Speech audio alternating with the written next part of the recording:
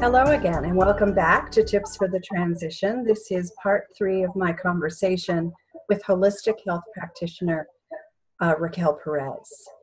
I'm Maria Tomás-Keegan. I'm a life transition coach for women, and I'm your host. So I'm happy you're back with us again, Raquel. Thank you so much for sharing your tips with our viewers. Oh, my pleasure. Thanks for having me, Maria.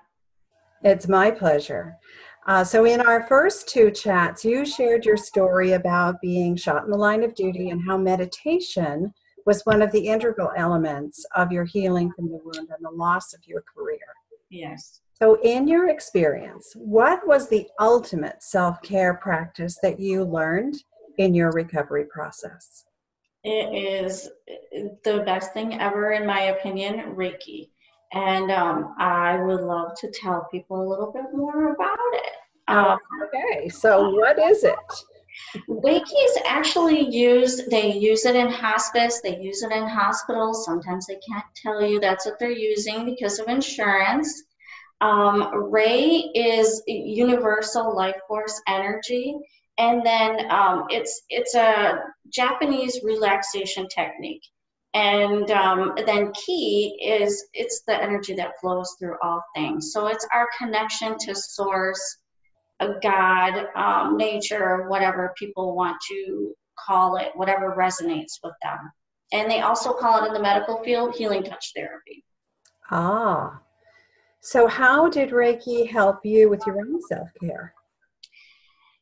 It taught me that everyone has, they can tap into their healing energy to help their body promote its own well-being and health. It definitely can strengthen you both emotionally and physically. It really depends on what you're going through. And before I found Reiki, I would feel so incredibly stressed out and so much pain. And I definitely could feel a lot of that pain and emotional stress drop when every time I'd have Reiki just drop a little bit more. That's amazing to me. You have mentioned to me that Reiki has different levels. What is the first level of Reiki all about? The first level, that's why I call it the ultimate in self-care. It's only about self-care. It's basically like on an airplane, they tell you to put the mask over yourself before you put it over others.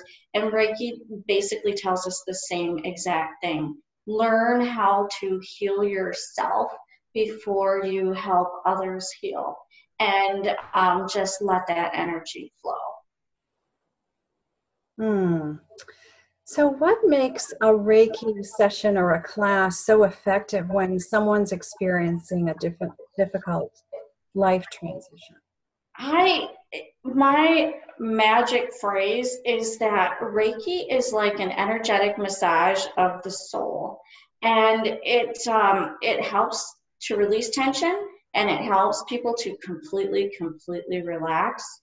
And they're going to be revitalized. It definitely works on a subconscious level, and it also relaxes the nervous system.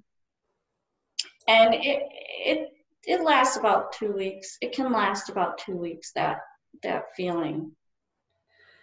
That's amazing to me. I didn't know anything about Reiki until I met you, and I experienced Reiki a couple of times with you. And I have to tell you that I felt completely relaxed.